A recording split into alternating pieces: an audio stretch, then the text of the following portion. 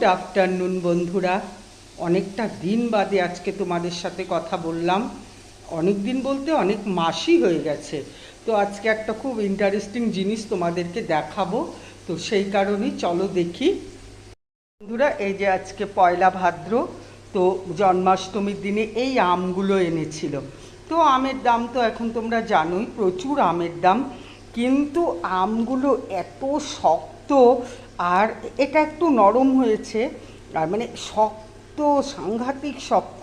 তাই এখন কি করব ভাবলাম আমগুলো চাটনি করে ফেলবো। বলো, এখন তো আম পাওয়াই যায় না, আর পাওয়া গেলেও তো আমের দাম এখন প্রচণ্ড, অনেক দাম, প্রচণ্ড পরিমাণে দাম।